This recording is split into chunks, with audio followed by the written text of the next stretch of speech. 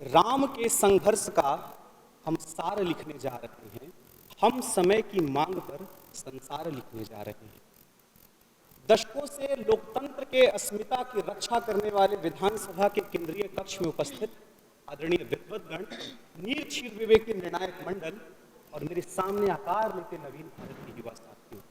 मैं रतिकेश पूर्णोदय संविधान निर्माण के 75 वर्ष अधिकार, कर्तव्य एवं प्रगति की यात्रा विषय पर विचारक व्यक्ति हेतु उपस्थित हूँ।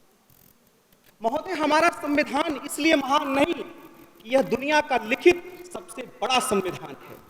इसलिए भी नहीं कि यह मानव रचित सबसे अमर कृति है, अपितु इसलिए यह उनकी भी रक्षा करता है जो इस पे विश्वास नहीं करता।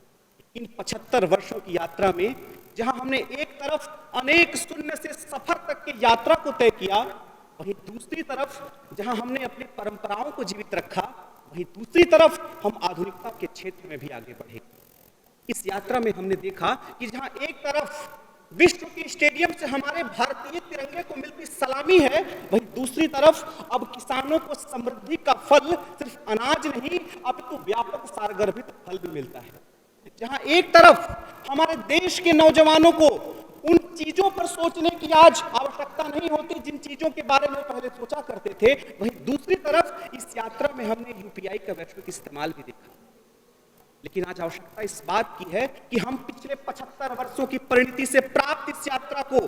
समझ करके और जान करके एक ऐसी दशा और दिशा भी सोचने का प्रयास करें कि आने वाले 25 सालों में हमारे देश का दशा और दिशा क्या हो। और इसके लिए महोदय मैं आपसे कहना चाहूंगा,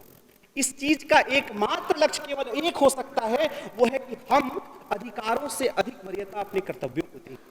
बर्लिन ओलंपिक के दौरान भारत की विपन्नता का हवाला देकर हिटलर ने आमंत्रित किया था मेजर ध्यानचंद को अपने राष्ट्र से खेलने के लिए, लेकिन कर्तव्य की पराकाष्ठा पर केंद्रित उनका यह उत्तर न सिर्फ हमारी 75 वर्षों की यात्रा का मूल है, अपितु आने वाले 25 वर्षों का दिशा निर्देश भी है। उन्होंने कहा कि राष्ट्र ने हमको क्या दिया यह महत्वपूर्ण नहीं, राष्ट्र को हमने क्या दिया यह महत्वपूर्ण है। और मैं आशा करता हूं कि जिस दिन इस देश का शिक्षक छुट्टियों से इतर देश के कर्णधारों को पढ़ाने में लग जाएगा,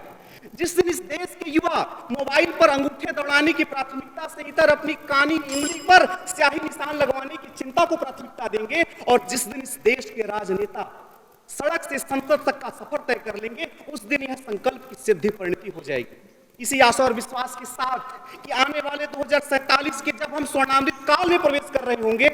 तब हमारा भारत संपूर्ण विकसित होने के लक्ष्य को प्राप्त कर अपने लिए नए कीर्तिमान गढ़ रहा होगा। इतना धैर्यपूर्वक सुनने के लिए आप सभी का बहुत बहुत आभार। जय भारतम, जय बिहार।